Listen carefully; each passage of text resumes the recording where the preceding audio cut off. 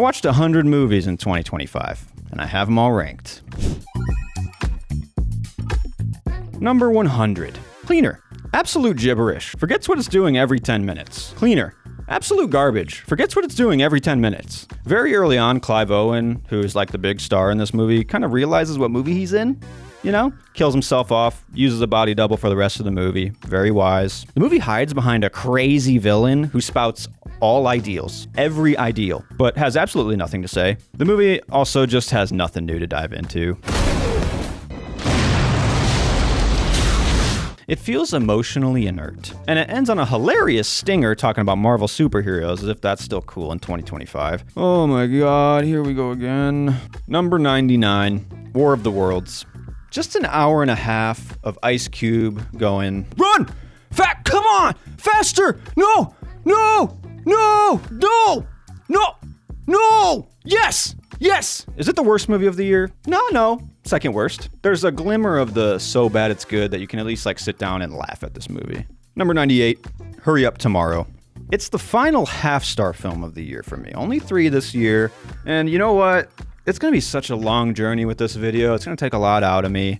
I need to warm up, and I think I should use The Weeknd's warm-up technique that he uses in Hurry Up Tomorrow. Just let me use this.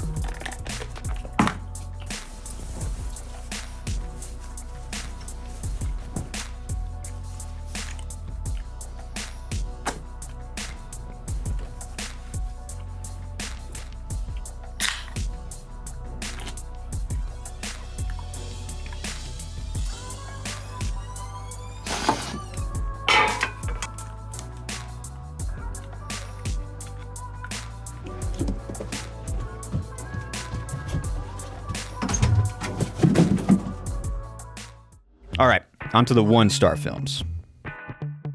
Number 97, The Electric State.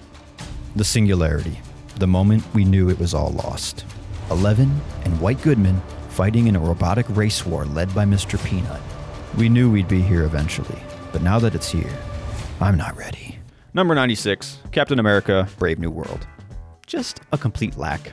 A completely fundamentally misguided movie. Anthony Mackie has been done so dirty with his Captain America stuff post-Endgame. The visuals toward the end of Brave New World, I'm shocked that they found that to be serviceable. It just shows the mentality of Marvel at this time and its like complete lack of respect for its audience. I'll give it a little leeway because it was like that last movie caught between like that transition period where they stopped pumping out everything and slowed down and just like took focus. But by golly, if this isn't the worst MCU film. Harrison Ford is in it and he is Red Hulk. Number 95, Love Hurts. Love hurts. It does. It really does. Number 94, The Actor. The actor! Acting. We are actors and we are acting. Don't you love acting? Let's act. We're actors. We act and we're acting and we act like we're actors. We're acting like we're actors and we're acting like we're actors and... Number 93, Snow White. Mirror, mirror on the wall, who's the fairest of them all? Number 92, A Working Man. Fist bumps, kicking romps, sounds and noises and tropes and dopes. Simplicity begets violence. Forever man, forever bland.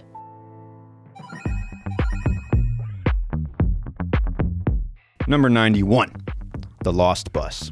We've reached the 1.5s, but I'm not gonna lie, I very nearly turned this movie off like 10 minutes in. The camera shaky as a motherfucker. It's Paul Greengrass. I understand. I get it. You made the Bourne films. You revolutionized action with the shaky cam. But it actually fits those movies. The Lost Bus's first 15 minutes is literally like misery porn with some of the absolute worst visuals I've ever seen. The movie looks like shit. The movie feels like shit. It's so bare bones. It's like a skeleton of a movie. There's like an hour and 20 minutes of just children crying on the bus. I'm pretty sure Greengrass actually gave real PTSD to some of the children while filming this movie, just putting them in that situation consistently.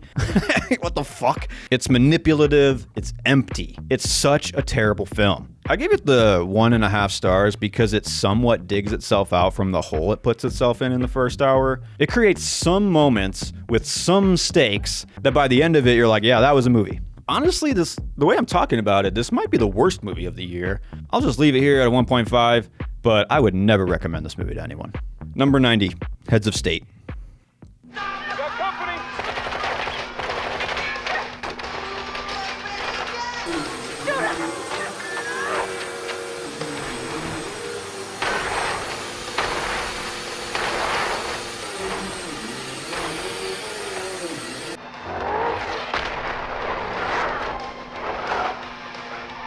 Number 89, Presents. One of the 36 movies that Soderbergh released this year. Did not click with this one. The filmmaking style was a cool exercise, but that's exactly what this movie feels like, an exercise. It isn't real. Ghosts aren't real. The twist does make the movie a little more interesting, but it's so late, and by the time it happens, it's just too far gone, to salvage anything from the audience. I'm on board because it's Soderbergh. I want to do a full dive on the Sodies soon, but much prefer his other film this year. Number 88, In the Lost Lands. It's a Paul W.S. Anderson movie, so you know it's starring Mia Jovovich. Visuals aren't complete ass. They're ass, but they're not complete ass. A couple parts Sin City, a couple parts Book of Eli. The fact that W.S. Anderson got $55 million to make this movie is fucking wild. It's written by George R.R. Martin, so maybe they were banking on more potential interest there. But I found myself in a kind of a similar situation that I found myself in when I first watched Game of Thrones, where it didn't really click for me at first. You're thrown into the story with too many characters and factions. You really don't know how the world operates at all. They're talking about the lost lands and the wall and the north and the south and heirs and kings and queens of lands and I don't know and I don't care about. Obviously, I came around with Game of Thrones. They flesh it out. They give that time and they give the characters depth. I find that universe to be very rich, very detailed, very defined. I'm very interested in it. In the Lost Lands? No. Number 87, Flight Risk. Watched this very recently, actually, for the podcast. It's fucking lame. Topher Grace is atrocious. Michelle Dockery is doing what she can, which is apparently not much. Marky Mark is bald for reasons. Yet the advertising shows him with a full head of hair. Misleading. It's just a movie that gives you nothing and actually takes from you in the experience. Just a little bit of your soul leaves when you watch this type of movie, or just nothing to give. We just went through all of Mel Gibson's directed films, actually, and let me tell you, after Braveheart, Passion of the Christ, Apocalypto, and Hacksaw Ridge, yeah, Flight Risk is a letdown. Number 86, Until Dawn. Holy fuck, man, I don't even remember this movie. The novelty of the premise in Until Dawn just does not come across. It's supposed to be like a haunted house Groundhog Day, and watching Until Dawn, you get none of that magic. It just feels like every other horror movie that you've ever seen. The movie doesn't feel special compared to any other Cabin in the Woods story. I've not played the game. I don't think that with a horror game, the exploration and kind of the physical running from a killer feeling that you get can be translated to a film. It's too personal, or maybe it can, but then you have to put a little more effort into making the filmmaking more immersive and not just standardly shot. There's a found footage sequence in the film that actually does kind of capture that spirit. Maybe you should have leaned into that aesthetic for the whole film, honestly. I just don't really think this one needed to be made. Maybe I'm a hater on the Until Dawn franchise. Definitely didn't need to be. Not a lot of people are clamoring for an Until Dawn movie. Recommendation, it's a skip. It's a no for me, dog. Number 85, a Minecraft movie.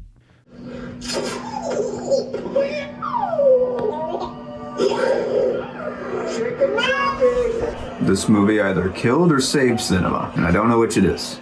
Number 84, The Gorge. Gorgy, schmorgy, forgy, porgy, am I right? It's a bit gorgy, but honestly, it could have used a bit more gorge. I was gorging on the gorge when we were in the gorge, but when we were just kind of like looking down at the gorge, I was like, what? I'm not really gorging. I need to be in the gorge. My favorite part? The gorge, I think. Yeah. We're up into the 2 stars now.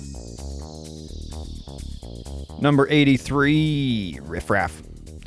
A really good cast in Riff Raff, but nothing gels, unfortunately. The comedy is like missing from the film. It's just like so lost. It's one of those movies where it just feels like they never got it on the day. Every day they filmed, I guess, for this one, but they just still cut it together because they put the funding into the movie. Very disappointing. Could have been something, but it's just not. Fucking Riff Raff. Number 82, Ballerina.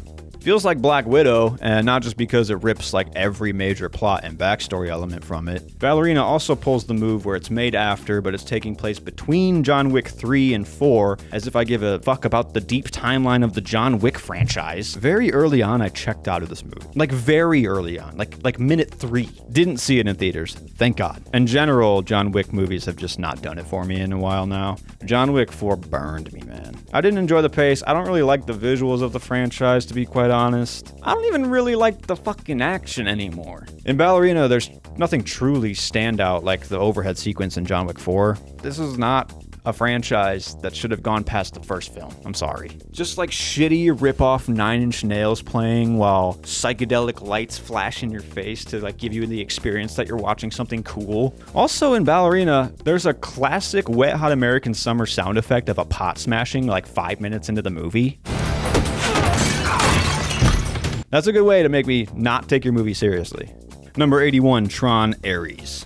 It's Tron in time! Yo, what a squandering of a film. I was actually pretty excited for another Tron sequel, and then they cast Jared Leto in the main role. That was a trip and fall right out of the blocks. But the movie is also just meandering and aimless. The story is scattered, but also smoothed in a way that like is pushing away the viewer immediately. Greta Lee is not great in this. And unfortunately, this is also the first Trent Reznor Atticus Ross score that I just did not like. Their stuff is usually elite, but this score is just constant. And it's just like empty beats the whole time. It's like they asked ChatGPT to write them a Nine Inch Nails score for the whole movie. Really boring. Number 80, F1. Brother, this guy stinks! I cannot comprehend how this movie made so much money and has gotten so many good reviews and so much attention. I think this is Brad Pitt's worst performance of all time. He usually doesn't give a bad performance, but in F1, and the action is just like fine. Joseph Kosinski like really downgraded the visual language, you know, like from the intensity of Top Gun Maverick, going from fighter pilots to fucking F1 cars. I mean, come on. You were right, SpongeBob guy. This movie stinks. Number 79, Borderline. 1.5, Borderline 2. One of those movies that just makes you feel gross, you know? I wonder who it's for. Like, who is it even marketed to? Me.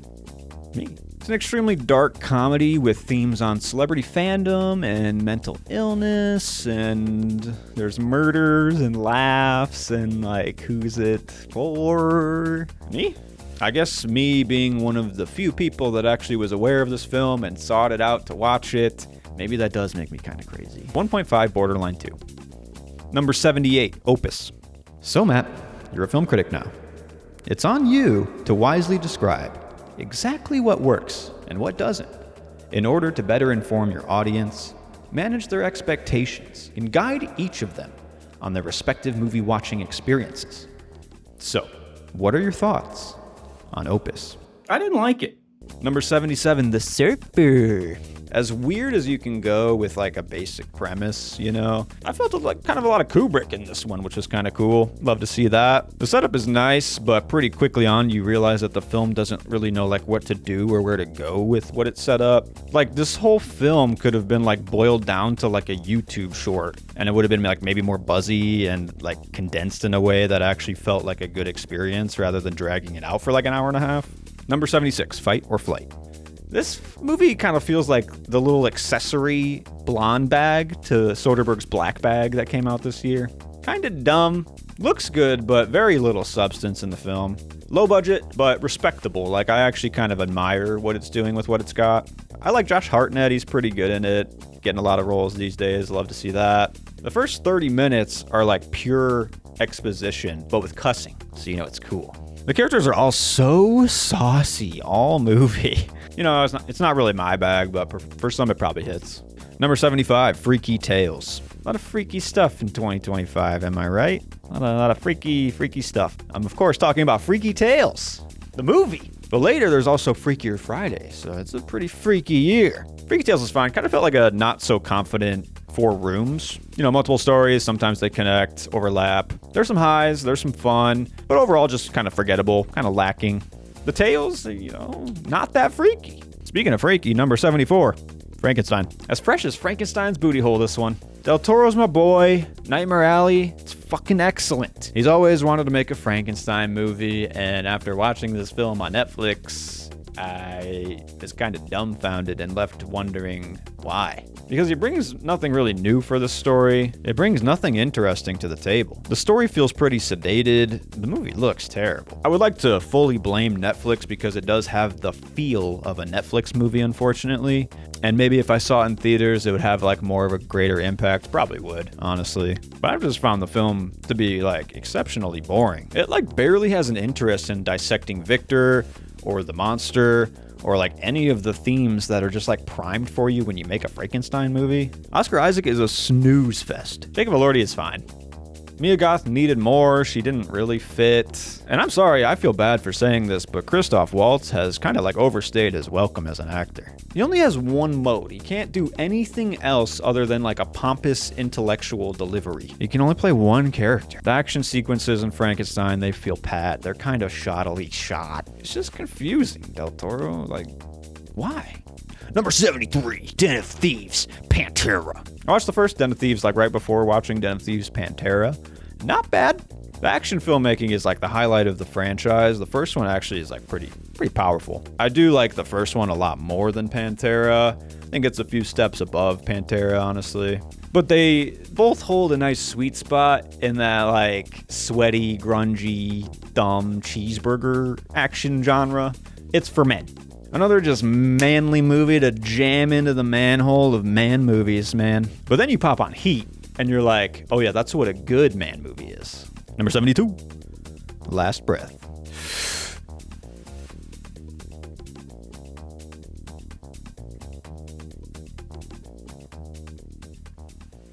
It's fine. Number 71, The Alto Knights.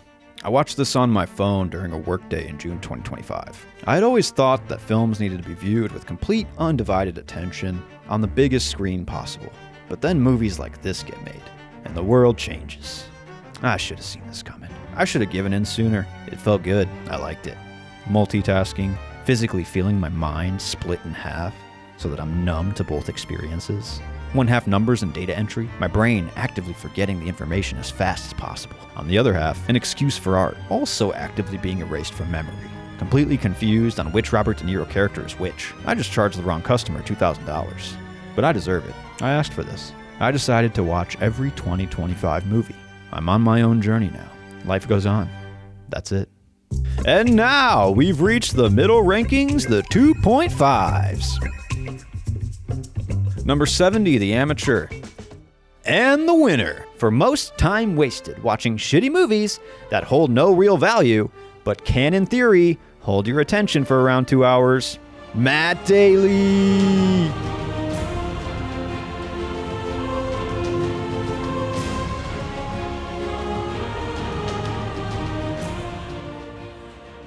Wow. Wow, I didn't think I'd beat myself. Yeah, The Amateur.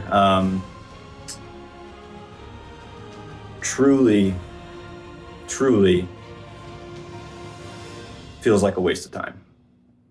Number 69, nice. The Accountant 2. Account this, motherfucker!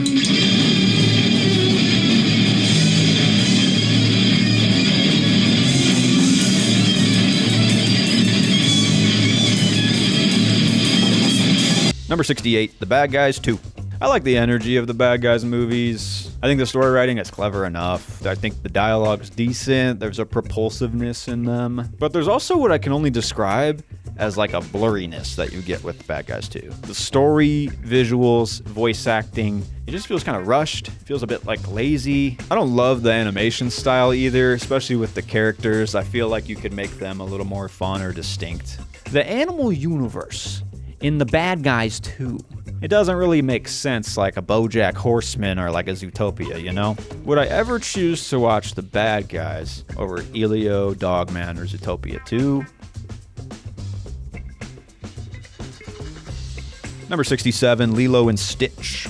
My drive-in movie of the year. I figured, you know, if I'm gonna have to sit through another Disney live-action remake, I might as well make it a night. And a night I did have. I truly had an out-of-body experience watching 2025's Lilo and Stitch. As I laid in the back of my car, looking out my trunk at a giant projected image of a Baby Yoda Stitch in Middle Wisconsin, transcendence. I felt and embraced for the first time that I was living in a simulation. There could be no other explanation for why this repackaged, staged information was being reconstituted in front of my eyes, displayed and redisplayed. I was there. Lilo and Stitch 2025. 66, September 5. Style but no voice. Going for an Oscar for sure. For sure going for an Oscar. Felt like it leaned on just do it how Sorkin would do it. The conflict at the core of this story, it just feels like it's like you're juicing a rind of a lemon, you know? Like there's no more lemon. It's been juiced. Stop trying to juice the rind, you dumbass. Grab a new lemon. 65, deep cover. Looking at the poster and then reading the premise of this on Letterboxd, I was kind of worried that Orlando Bloom was in like the cop role of this film. I was pleasantly surprised to find that he's like an overly serious method actor who's going undercover. It's a fine movie, you know, like it's 2.5, it's right in the middle. The premise bears fruit at like minute 20, and then you kind of get like more of the same scene over and over again. I do kind of like the two investigators that are on like the periphery of the whole story. Their stuff's pretty clever. The film could have turned like 4 to 5 degrees closer to like a Naked Gun level of not caring and probably been better for it. On a similar improv note, I did see Ben Schwartz and Friends in Chicago this year. Had a great time. Number 64, Death of a Unicorn. The death of a unicorn. Whoa. Watching some mid-ass shit. I'm convinced that Foley artists and sound effects people have like an inside joke. It travels amongst their circles. If the movie is just kind of like shit, they'll place a silly ass sound effect that you've 100% heard from somewhere else just to signal not to take this movie seriously.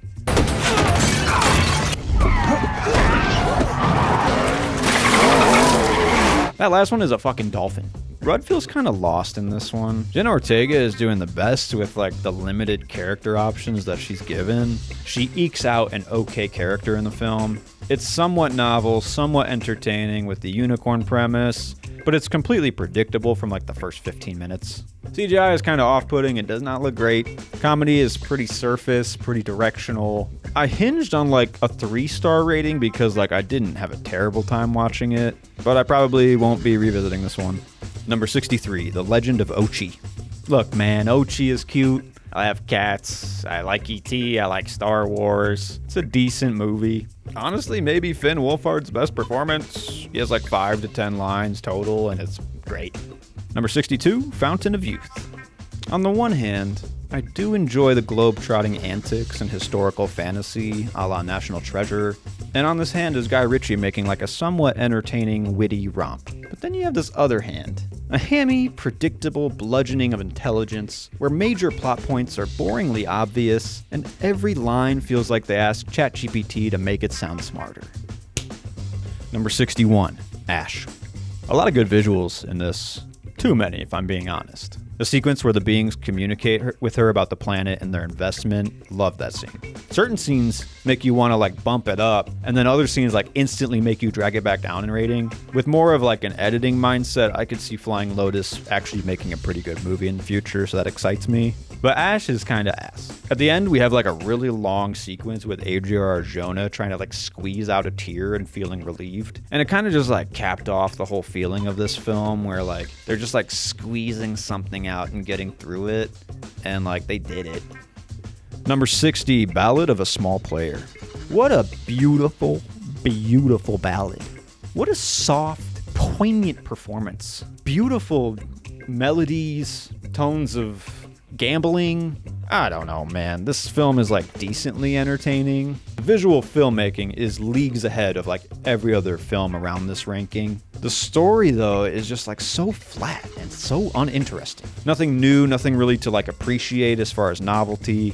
Colin Farrell has like 20 to 30 better performances than what he's giving in this film. He wears gloves when he gambles. It feels like the gloves were the most important decision that the filmmaker made throughout the entire making of the film. Like they really put thought into like why he wears the gloves, the color of the gloves, the sound effect that the gloves make when he's peeling back the cards. And then they just made like an empty movie about the spirals of gambling. But you can tell what they really cared about was the gloves. Number 59, The Phoenician Scheme. Wes Anderson schemes out another one right in front of your eyes. I'm kind of cynical on this one, unfortunately. I haven't really liked Anderson's last two films, but Wonderful Story of Henry Sugar is pretty great, and The French Dispatch, in my opinion, is like his best film. So I'm not like totally out on Wes Anderson like a lot of others are, but The Phoenician Scheme literally reads as like Wes Anderson like checklisting a movie and then cashing in at the end. He's needing 25% here, 25% there, and then only getting like 10% of what he wanted out of the scene, but still moving on. And that's kind of what the film feels like. The scenes aren't really propulsive. They just happen, and then the next scene happens, and then the next scene happens. Each scene kind of feels like exactly the same as the previous scene too, with just a meeting about covering the gap. The performances feel scattered. They feel kind of like patchworked in. Scarlett Johansson does jack shit in the movie. The basketball scene is the highlight of the film. There's fun to be had, but it just kind of feels like there's like not as much passion or heart behind this one. I didn't love Asteroid City either, but when you compare it to The Phoenician Scheme, I like it a lot more. Number 58, Locked. I'm not usually into the single location kind of gimmicky movies, but Locked has just enough plot, just enough character, and just enough wit to make it like an enjoyable experience. Anthony Hopkins definitely elevates the film completely. And honestly, Bill Skarsgård does as well. He's really putting his all into the task that he's given, you know, he's putting his body into it. And the end is pretty cool, actually. There's like some dynamic action sequences in the end of that movie. Damn, do I want to watch this one again? Maybe. Number 57, Wolf Man. Dude turns into a wolf. It's right there. Right in the title. That's exactly what you get. The man fights the wolf, but it turns out he's actually the Wolf Man. Blurry and manic, dark and gooey. That's what I would describe this film as. I kind of wanted a bit more after Lee Winnell, after The Invisible Man. Wolfman isn't bad, though. I think it is a slightly elevated horror movie. The movie simultaneously does everything you'd expect, but it still surprises you and kind of keeps you there for the whole film. I do look back and think, maybe I was kind of hard on this one. You know what? This is a 5-star movie. Now onto the 3 stars. Number 56, Havoc. When you see the action, this movie is really solid. When you can understand what Tom Hardy is saying, this movie is kind of good. When you can get over some of the insane acting, the boilerplate plot, and the terrible side characters. Number 55, The Fantastic Four, First Steps. I really like the music and the overall 50s energy of the movie. The sci-fi elements are pretty fun. I like that it dispenses with the overall origin story. But they set up the characters, world, love story, conflict, overarching goals within like 10 minutes of the movie. And then it just like never really gets more interesting. It's simultaneously stagnant and then too streamlined. There's some miscasting for sure with like Pedro Pascal and honestly like Joseph Quinn too.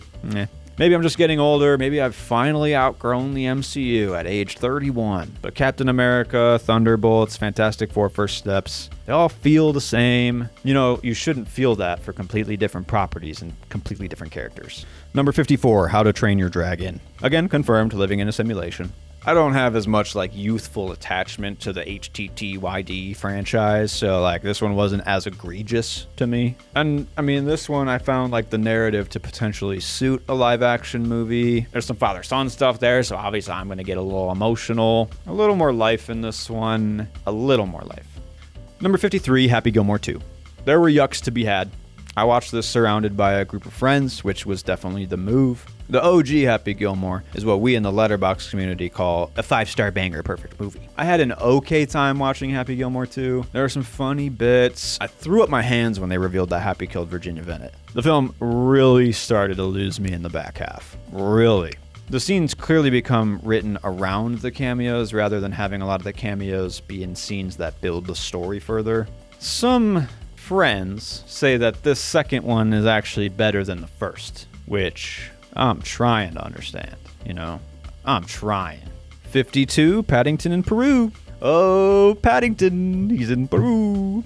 It's Paddington in Peru. That's it. That's the review. 51, Psychotherapy, the shallow tale of a writer who decided to write about a serial killer.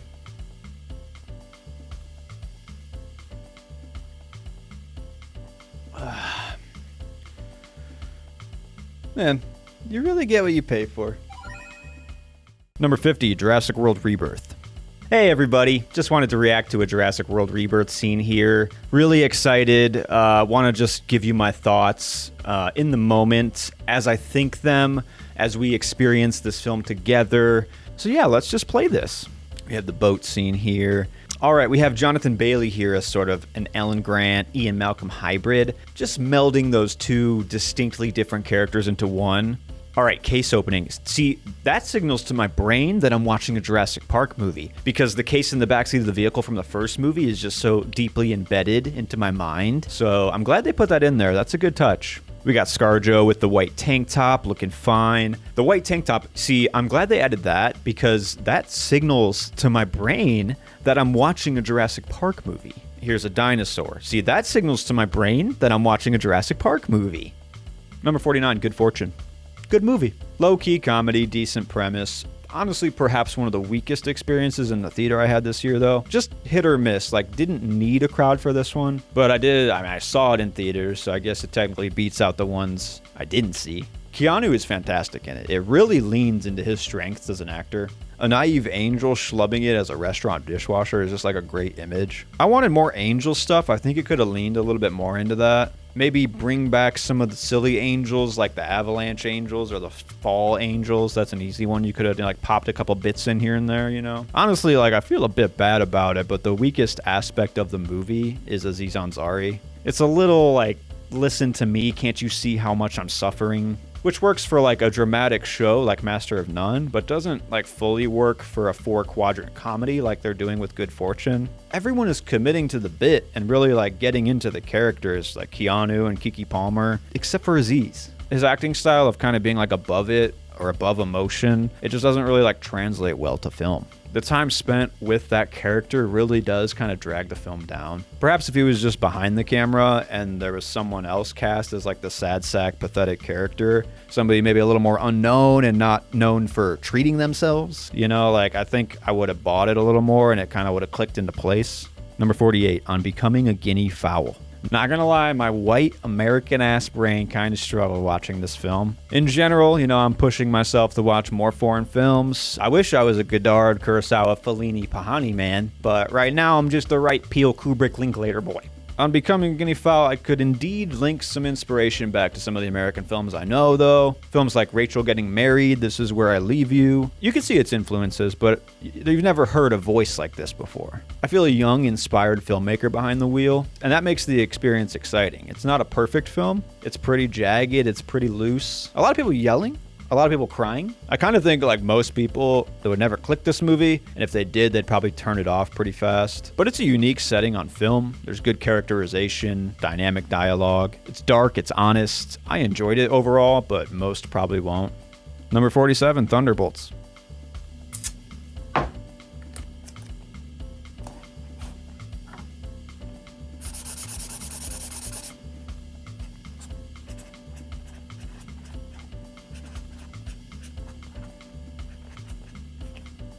Number 46, Hard Eyes.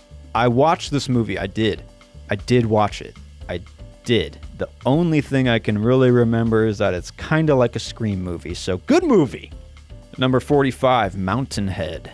pretty torn on this one because as I watched it, I did find myself really enjoying being back on kind of the Succession tempo. It feels warm and inviting, but then simultaneously is like pushing you away with the characters and the dialogue. I think there are clever ideas. There's some clever satire throughout. Most of my criticisms kind of stem from just like repetitive scene work. A lot of the scenes are people looking at their phone and just being like, hey, did you just see this? And the third act really loses itself. It becomes a completely different movie, goes on way too long and becomes pretty unbelievable. I'm not mad though. I like the performances. I like the ending. I'm there for Jesse Armstrong's next work. I'll be there. Number 44, The Luckiest Man in America. You're looking at a motherfucker. Oh, really? It's Paul Walter Hauser. Yeah, no, I buy that. Yeah. Number 43, You're Cordially Invited. Actually a pretty enjoyable raunchy comedy with Will Ferrell and Reese Witherspoon. It's got bits, it's got riffs. This kind of comedy is hard to rank. I did find myself struggling with the ranking of this movie specifically. Like there are some really solid laughs scattered throughout, but then there's like some really unfunny, deflating misses too. But it's swinging, you know, it mostly connects and it comes out with a win by the end of the game. Maybe I was a little bit harsh on the 3, but it feels a bit hard to move it up. Number 42, Drop.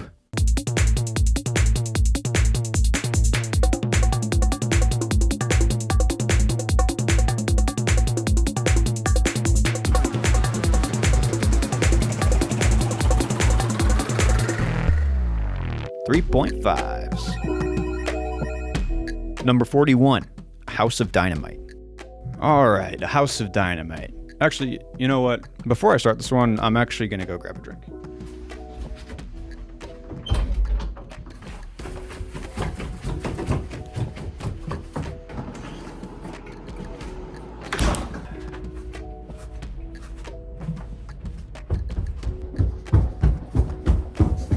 All right, House of Dynamite.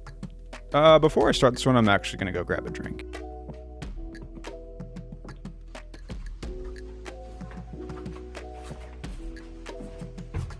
All right, House of Dynamite. Actually, before I start this one, I'm going to go grab a drink.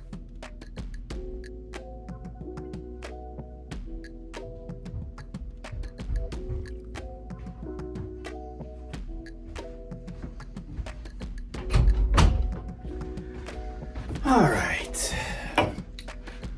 So let's review House of Dynamite. Number 40 is Zootopia 2. That's a big Billy bitch.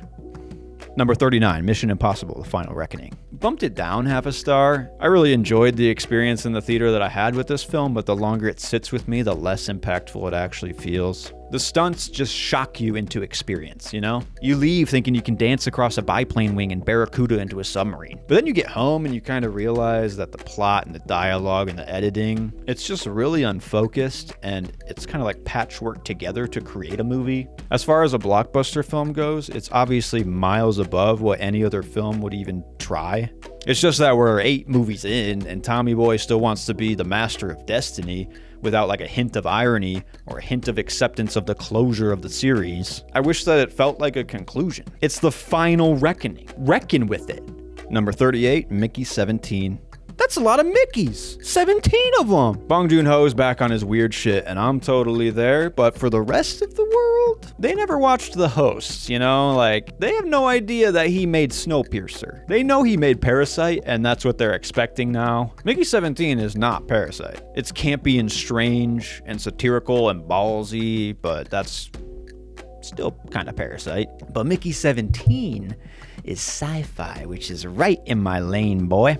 So I did really enjoy the film. I think what kind of holds this back overall and makes this one a 3.5 movie for me is a lack of a cohesive story vision. It has fun arcs, it has the fun of the premise baked in, but it's kind of like simple. Like it doesn't really do all the things it could do with the premise. Like the characters are just so direct and the messaging is so blatant in the movie sometimes. The real life parallels put into film is something that I personally need less and less of now these days. I'm here to absorb the story that you're telling. Don't take me out. Don't make me think about the dire world situation that we're in while I'm in the theater. I'm watching a movie, Bong Joon-ho, not scrolling Reddit. Number 37, Jay Kelly. Me first bomb back. Pleasant, easy, George Clooney's is in it. This is like a prime example of a movie that Hollywood cares about and then like the rest of the world just would not give a shit about. Like, who cares about an aging actor and his relationship with his agent? I mean, I guess I do. I watched it. 36, Elio. Let's be honest, Pixar never really misses. The animators have perfected human emotion. They know just what dials to turn to make the tears flow. It's just perfectly dialed. Also, a lot of good like sci-fi references in Elio, as I stated in Mickey 17. Sci-fi, that's my lane, boy. You can clearly see the love of the genre in the film, and I think that also went a long way for me. Number 35, Caught Stealing. Aronofsky releases his inner Safdie. This one, it does feel like personal for him in a good way. He's back in New York. He's back in the 90s. It seems like he kind of wanted to go back to that feeling of like running and gunning before he made Requiem for a Dream and then just became known as like a strictly prestige director. It's still got an inherent grungy darkness that comes with most of Aronofsky's work, but there is like a nice lightness that I found endearing in this. Caught Stealing is fun Aronofsky. It's not really a flavor that you've tasted in any of his other films. Sure, you walked out A Postcard from Earth, Darren Aronofsky's immersive show at the Sphere in Vegas. You think you're heading for the best steakhouse in the city, then you sit down and you realize you're at a Texas Roadhouse. The steak's gonna be mid, the side's gonna feel completely disassociated from the dish. But, you know, they got some good rolls. You toss a little honey cinnamon butter on that, it's a decent meal. Number 34, Nouvelle Vague. A nice little Linklater movie about how to make a movie. I'm an uncultured swine who has seen 0 Godard films, I know. But now I got a nice little background for when I do finally take that plunge. I'm just a fan of Linklater, man. He clearly has a lot of knowledge and passion about a lot of different areas in culture. And he has a great ability to meld his films to the tone, style, and story that he's making rather than just make them feel like a Linklater movie. The only other filmmaker I could really compare with like as a wide range as Linklater is Steven Spielberg. I unfortunately have not seen Blue Moon yet this year, his other film that came out in 2025, but I'm really excited to watch it. I've seen all of his other films, and I'm glad that these 2 films that came out in 2025 are being considered for some awards. Number 33, Dangerous Animals. You gotta watch at least one shark movie every year, or else how are you gonna know that you're alive? This year I chose to focus on the human side of sharks, actually. I really enjoyed Dexter's return to form in 2025 with Original Sin and Dexter Resurrection, and just needed a little bit more of that twisted serial killer juice. So I popped on Dangerous Animals and found that it hit the spot. Best Jai Courtney performance I've ever seen. It's a little more straightforward and predictable than you might hope for with a shark serial killer film, but what it does well. It's paced well, the main character's journey is very nicely charted. A nice little smart dumb movie. Number 32, Freakier Friday. The most raucous theater experience of the year. The crowd was eating it up. A good movie for olderish people who have seen Freaky Friday to watch with their kids. Is it just me, or does this movie seem to have like completely entered and then left public consciousness within like a 2-month period though? Number 31, Hell of a Summer. I gotta say, I'm pleasantly surprised with this movie. Obviously, it's 31, right? You know, I didn't think there would be 31. Did not expect that. Like, I almost didn't watch this movie at all. It wasn't really on my radar. The Finn Wolfhard direction wasn't exactly like a draw, but I kind of found it to be pretty dynamic. The characters are sticky pretty early. The script feels tailored, the scenes connect nicely, there's some clever writing, had some laughs. There's an obvious homage to Friday the 13th, but even more so I'd say that it's kind of got the same energy as a Scream movie, which is my favorite horror franchise. I would say, yeah, it's solidly in the upper half of the films this year. Hell of a summer, hell of a good time. Number 30, The Smashing Machine. So much style.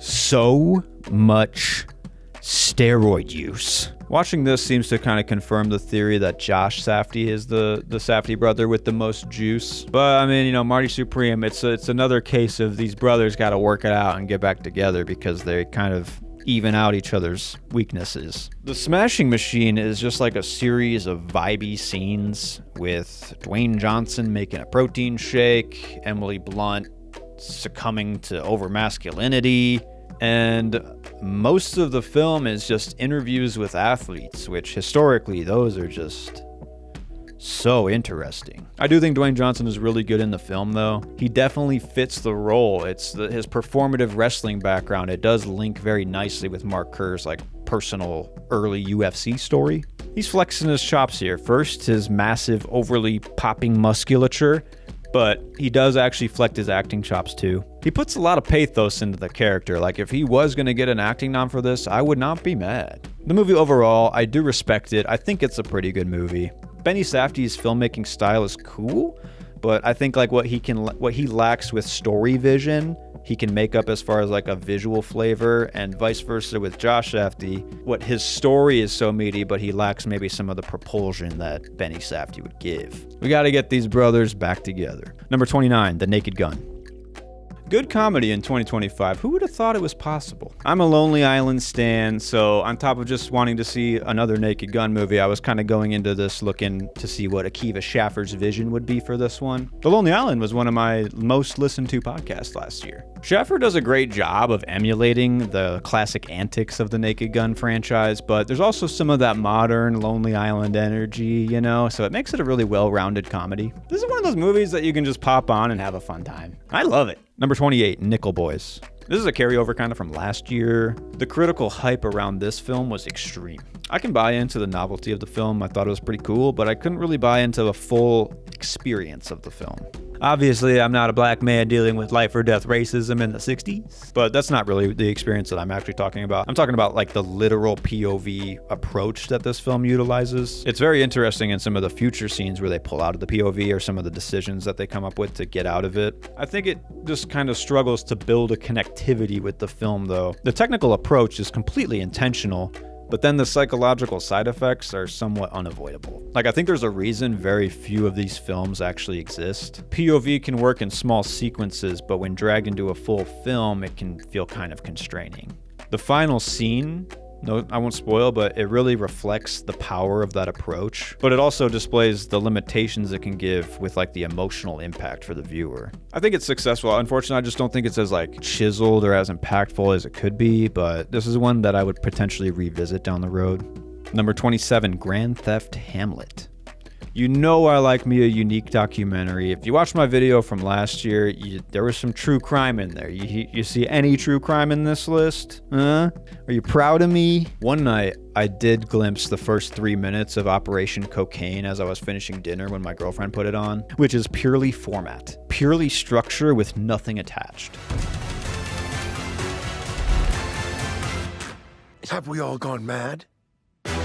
That's the real question. Yeah, Grand Theft Hamlet rocks. It tells the story of bored actor friends coming together during the pandemic to put on a real performance of Shakespeare's Hamlet in GTA Online. It's a bit loose and unformatted, but for me that's what makes it stand out. And it's personally up my alley as I've played way too much GTA Online in my life. The pandemic stuff does kind of feel like it's a bit in the distant past, but it also is kind of strangely timely with this GTA 6 release that's being hyped. I enjoyed the new format that this film brings. I have a feeling that we're going to kind of see more types of these films in the future. Number 26, K-pop Demon Hunters. Dude, I gotta watch them all. I watched it, you watched it too. Pretty fun crossover movie for me, for like a Netflix kids movie and then an anime Demon Hunter story. It's made by Sony, but I got some OG Disney movie vibes when I watched it. Especially felt some Hercules in this one with like the plot setup and then like the angsty young love story. Catchy songs too, you've heard them all. Justice for the song Free though. That's the best song in the movie. No one's giving it love. Golden is like the weakest. People just love hunting demons. What is it? Demon Slayer is like fucking massive and massively overrated. This might be controversial. If I had to choose between watching Demon Slayer and K-pop Demon Hunters. You're my soda pop. Number 25, Better Man. Look, I liked it more than some of the other music biopics in the last few years, but just because the main character is a monkey doesn't mean it really like revolutionized the genre in any way. Had no idea who the movie was about, and at this moment I couldn't even tell you what the band name is. So maybe that also contributed to like a higher rating because I didn't have any expectations for like the story or the person. There was less pressure to live up to the name of a person I don't even know. But it's just the format, executed well with some actual standout musical sequences. The visual effects artist, I'm sure, worked a lot of OT just to take one person out and put a monkey in the main role. Maybe I'm just riding low on music biopics in general and it's kind of clouding how I rate them. But Better Man just doesn't feel like unique enough or anything special enough that makes me give it a 4 or 4.5 like I keep seeing. Number 24, Dog Man. And what's better than a better man but a dog man? Dave Pilkey's newest book series finally gets its animation debut, only to then shut down the animation studio that made it. I am of the Captain Underpants generation, of course. But my nephew is a dog man, so it was always on my radar. I really like the energy of the film. I feel like this one did a lot to capture the spirit of Dave Pilkey's writing rather than the Captain Underpants animated movie that came out a few years ago. I really liked Pete Davidson in it too. The world that they build in Dogman is kind of harsh for like a kid's movie, but they revel in that and kind of double down on that, and it makes the movie feel unique as far as like a children's movie goes. The character design is absolutely adorable. It's a bummer that we most likely won't get any more of these, you know, they stopped before they could even begin. But I'll definitely be rewatching this one in the future. 28 years later. So this is how I experienced 28 years later in my local cinema. You wonder why people don't go to the theater. Against all odds, I really did like the look of this movie. Pretty visually distinct as far as the 2025 film goes. Danny Boyle's direction is great. It's really good. Kind of feels like Alex Garland's swing at I Am Legend, that kind of story. And it also just like inherently shares a lot of the same DNA as The Walking Dead. These series have kind of dipped back and forth in each other's pools a lot now. Very much an incomplete film, obviously. Part 2 coming soon. So gonna have to see the next film to really put this into perspective. Apparently there's gonna be a third one too. But extremely enjoyable setup with some truly memorable moments and meaningful moments in the film. When he's climbing Trauma Mountain, it's really affecting. I would always take this type of blockbuster film over the amorphous blob of plot and branding that is a lot of other blockbuster films on this list. One from a seasoned, still energetic director, helming a script from a writer who at least has something to say. Jack O'Connell, breakout star of the year. Between this and Sinners, he has landed. Oh, haven't talked about Sinners yet, huh? Interesting. Number 22, Eddington. Lingerer, man, lingerer. Highly anticipated, highly divisive. It's wacky and wild, chaotic and uncomfortable. Brings you right back to COVID. Pretty poor timing, the release of Eddington. I think that really made people shy away from like really reflecting on this film. Nobody wants to think about COVID anymore. People want to move on. But I actually really appreciate that this film was made, you know? I'm excited to look back at it with even more distance. It's a really nice filmic capsule of like a time, like similar to like Fight Club or like The Insider. It's obviously amplified in embracing the silliness and the strangeness, but it's not like too many degrees off from it being like a prescient piece about reality. The heightened personalities and the ultra anxiety-inducing dramatic stakes make the film not enjoyable, but it's successful. Eddington also made me retroactively appreciate more Ari Aster's last film, Beau is Afraid. It actually made me believe more in Aster's tastes and abilities as a filmmaker, which is like the opposite of what most people's reactions were out of the film. I kind of think this is one I'm like really tempted to bump it up too, you know? Bump it up, which speaking of, we've reached the 4-star barrier. 4 and above means good movie. I recommend it. Number 21, The Running Man. I have not loved an Edgar Wright film since Scott Pilgrim vs. the World. I remember watching Baby Driver in theaters, and I was like so hyped for the movie, and slowly kind of like my faith in Wright like trickled away when I realized it became like more of just like a generic action movie. Last Night in Soho, also a really big letdown. Wright does horror, it should be sick, but it has like no energy or passion to it. It's kind of like fucking boring. So The Running Man. I'm hearing that people are saying that this is his worst film. He's lost all plot. He's jumped the shark. But for me, that kind of happened, with these other films I've talked about. So I actually found The Running Man to be Edgar Wright's closest return to form in a while. The style, the pace, the energy, it is there. The visual gags are there. There's a meta self-awareness to the entire making of the film. The Y gag made me burst out laughing in the theater in a way that I don't think I could ever even replicate again. It was a great moment. And Glenn Powell actually worked for me. I don't think he was miscast. I think I liked seeing his angry side rather than like the charming, smarmy side that we've seen the whole time. The dialogue is not good, especially in the second half of the film. Overall, the movie is rushed. There's too many checkpoint characters where we have to like listen to their woes and then just like instantly move on. It does feel forced at times, no doubt. But I do commend Wright for trying to faithfully adapt Stephen King's material in a way that Schwarzenegger's version didn't. Haters gonna hate, but you can jog on. Number 20, Love Me. The the weirdest 4-star movie in my ranking. Stephen Yeun and Kristen Stewart play a satellite and a buoy. Yes, a satellite and a buoy. It's one of the most unconventional rom-coms I've ever seen. That's right, it's a love story between a satellite and a buoy. It probably would be like one of the worst movies to a lot of people that watched it. There's a big middle section in the movie where you have like AI Roblox avatars as like your main characters. But I found the film strangely beautiful. It's trying something different, you know?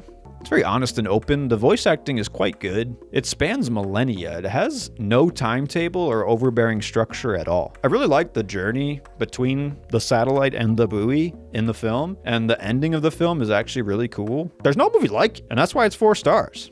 Number 19, Roof Man.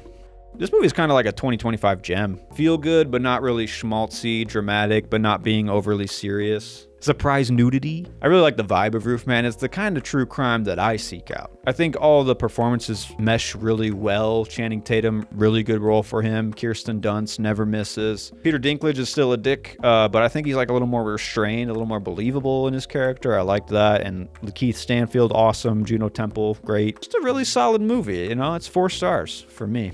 Number 18, Bring Her Back. Man, the Filippo Bros are fucked up. 4 stars. Number 17, Marty Supreme. This personally was my most hyped movie of the 2025 year. Safdie brother with what I believe is the most juice.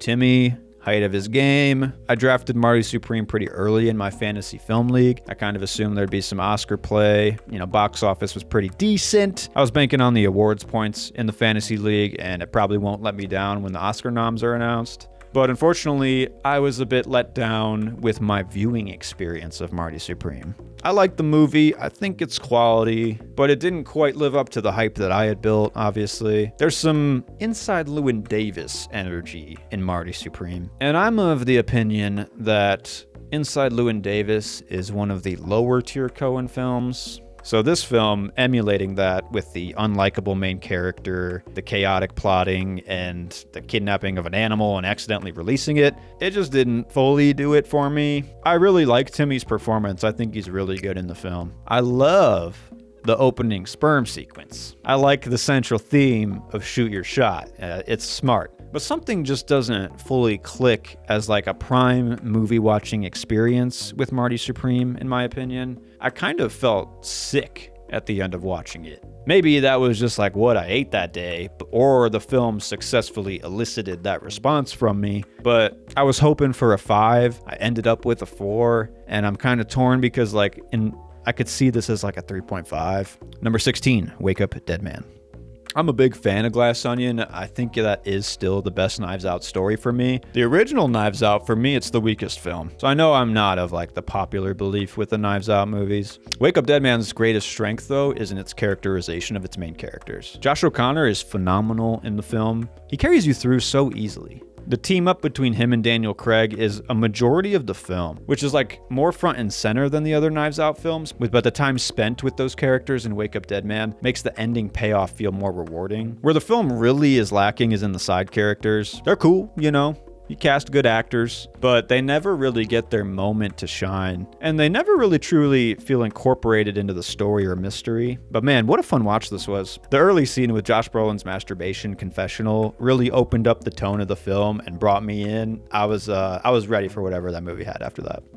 Number 15, Predator, Killer of Killers. Pretty killer. The kind of what if that Marvel's What If wishes it could what if. Huge ramifications for the Predator IP. The universe is connected. Predator, Predator 2, Predators, Prey, Killer of Killers. I didn't see Badlands, but I'm sure it rules. Did I miss any?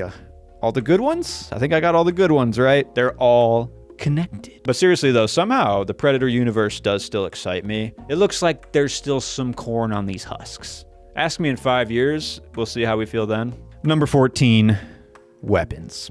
I think this was the most hyped movie of 2025. The marketing was great. The little arm running shit, massively hyped. And maybe that contributed to my review of liked it, didn't love it. I think a lot of the love that this film is experiencing is kind of wrapped into the idea that Zach Cregger did his like style of PTA's Magnolia. Just the fact that Cregger is referencing that movie is like enough for people to give this movie 5 stars. The concept is great. The structure is really fun. The ending, magnificent. But to me, Weapons is a little uneven. The scene work is good, but nothing like truly elevated it to be like a transcendental film experience. The performances are really good too. Julia Garner, Alden Ehrenreich, really good. I think Josh Brolin too. I just talked a big game on him in Wake Up Dead Man, but I think he kind of was a little bit miscast in this movie, and that took me out a bit as well. I'm talking a little more negatively on this one, but it did crack the top 15 films of the year for me still, so it's obviously really good. Barbarian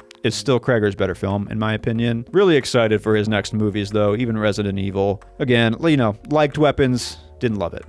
Number 13, The Last Showgirl.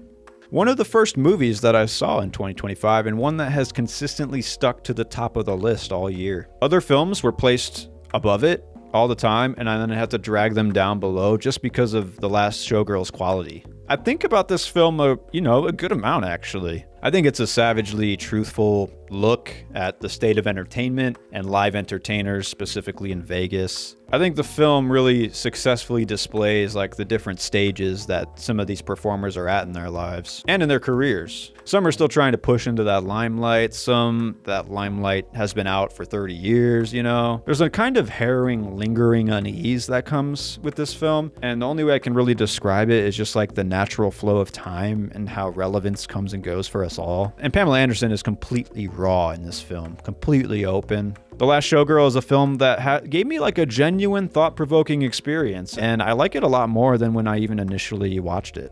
Number 12, One of Them Days.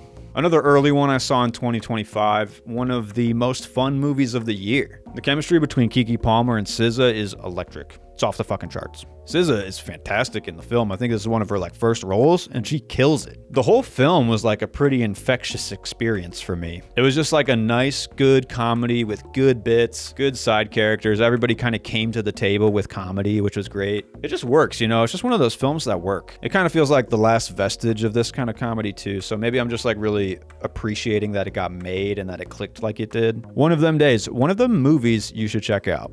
Number 11, Black Bag.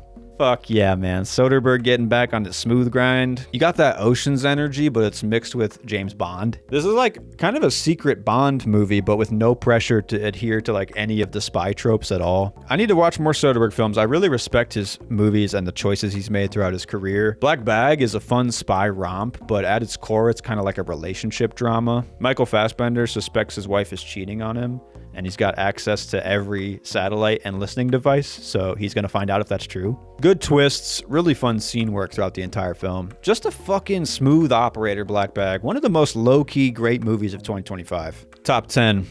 Here we go. Number 10, Materialists. Materialists in the top 10, that's right. Yep. One of my favorite movie theater experiences of 2025. You could feel the date night energy in there. I found this film to be a high value, entertaining modern rom-com. I like the direction that Celine Song leaned with this film. There's a wittiness and a tenderness in the film.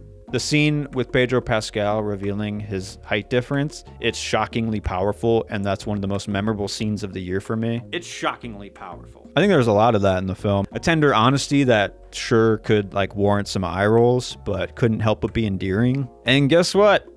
I thought Dakota Johnson was amazing in it. Celine Song perfectly harnessed her capabilities, in my opinion. The movie itself, though, I think it doesn't know how to really end itself. It's kind of touting itself to be like a smarter version of a rom-com, so it has to do like a lot of work to try to make itself be that by the end of it. I expected the bookend of the film with the ring on the finger, but maybe it betrays the whole message. But I kind of wanted it to be like a diamond ring, though. Still slightly more materialist than the cave people. More of like a self-aware wink to like the progression of time and these specific characters in this like modern materialist world. Short people aren't gonna like it. It's a good thing I'm tall. Number 9, Final Destination Bloodlines. Final Destination is back, baby. I have a whole separate video on this channel where I ranked all the Final Destination films and all the Final Destination deaths. So I'm going to keep this one a little short. Here's the video if you want my full thoughts. But man, does it feel good to have this franchise back and taking itself seriously, but not like overly serious mush like some of the later Final Destination iterations. The wit, the fun, the kills, the characters, they have stepped it all up in Bloodlines. It's just fucking good, man. Nice send-off for Tony Todd, too. This is one of my favorite 2025 films, and if you told me that I would have said that at the beginning of the year, I would have said you're lying. And now we're in the 4.5s. These films are excelling beyond, and they're very close to being perfect films. Number 8, Ephus. I'd like to post a statement. Last year, I reviewed Christmas Eve in Miller's Point, and I gave it 3 stars. I talked negatively on this and that. I hereby apologize, as this is now a Christmas classic. Ephus is a lot of the same crew as Miller's Point, but the lens is pointed this time at a middle American local baseball league playing their final game of the season and the final game on their beloved field. And I can't get enough. The life is sliced like butter in these films. The narrative has no regard for tropes or classic story beats. Characters will leave in the middle of the film and you'll never see them again because they were called away. It's as close to life as you can get, but still have like a fun, bantery core with written dialogue that keeps the game moving. Linklater energy strong, of course. Dazed and confused, we worship. The heart is there in Ephus, though. Great bittersweet ending. Secretly becoming some of my favorite new films and filmmakers. Number 7, I'm Still Here. Powerful film. I kind of thought this one would be like a generic Oscar bait movie, but fairly quickly I became completely engrossed in the setting and the characters and the scenario that they were put into. The central conflict made me actually reflect the relationships in my life and what I would have done in a situation like this. It honestly made me reevaluate the importance of family photos and things like that. I don't know. It just made me reflect on life in a really meaningful way. It doesn't feel great to be psychologically tortured for an hour and a half, so I probably wouldn't revisit this one anytime soon, but I do think it's a very strong film. Number 6, The Brutalist. Man, it feels like it's been so long since I watched The Brutalist, but it is a 4.5 movie for me. It got a lot of awards tension earlier in 2025. Whether this film will continue to live on as much, though, I'm not too sure, but I did really like it. The film formality that it's leaning into for that Oscar mold, it does make it like a pure dramatic tale, but it feels modern and loose enough that it doesn't just feel like Oscar bait. It's sprawling, yet ends very intimately. I love the time jump. I love the intermission. Really good film. I did give it a 4.5, but I will maybe admit that some of the movies this year, these 4.5s, they're not as strong as some of the 4.5s last year, or maybe even some of the 4s. Number 5, The Long Walk. The running man ran, so the long walk could walk. Both Stephen King stories this year were written under the pseudonym Richard Bachman, so they're kind of scraping the bottom of the barrel for Stephen King stories nowadays. If you asked me at the beginning of this year which Stephen King story I would enjoy more, I would have probably said The Running Man, So this is kind of a surprise. The Long Walk looked and sounded like a retelling of YA Hunger Games post-apocalyptic political fallout story, and it is that. Yeah, it is that. Yeah. But it's way more intentional, and it's more of just a visceral experience rather than a lecture on society. Some of the sequences in this film are outstanding. There's a sequence where the boys literally just have to walk up a hill, and it was the most anxiety-inducing, electric, gripping experience of the year. When I watched this movie in 2025, starting from the beginning, the movie just felt like a rush of interest. I never got tired or never wanted to stop. You got to commend those actors too. They're literally just walking the whole movie. There's no cheating. There's no setting up and sitting down. There's not as much composed blocking. We're just on the move, all the time. And this one, it made me tear up. It got to me, boys. It got to me. Number 4, Friendship.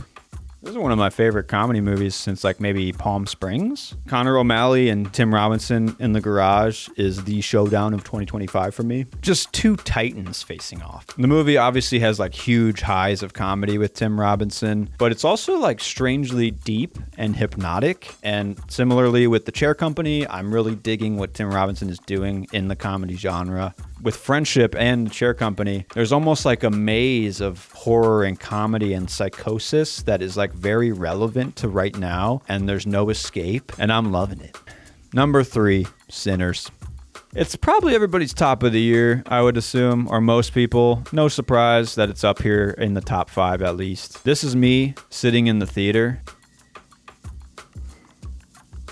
And this is what was actually happening inside me. Completely took me and the rest of the world by storm, this film. I would say it is 2025's film, in a way. Coogler's vision completely translated. I love the genres that he's working in. Postmodern influences on his sleeve. Definitively says that you can make a movie like this with style and genre, grit and fun. This movie fucking rocks. I had to hold back the urge to applaud after one scene in the theater. I'm sure you know the one I'm talking about. And looking back, I should have done it. I should have broken theater etiquette because that's what this movie deserves. And we have finally reached the 5-star movies. Only 2 5-star movies for me this year. I think last year I had 5 or 6. So, you know, a bit of a letdown. By the way, here's a list of all the movies I did not see yet.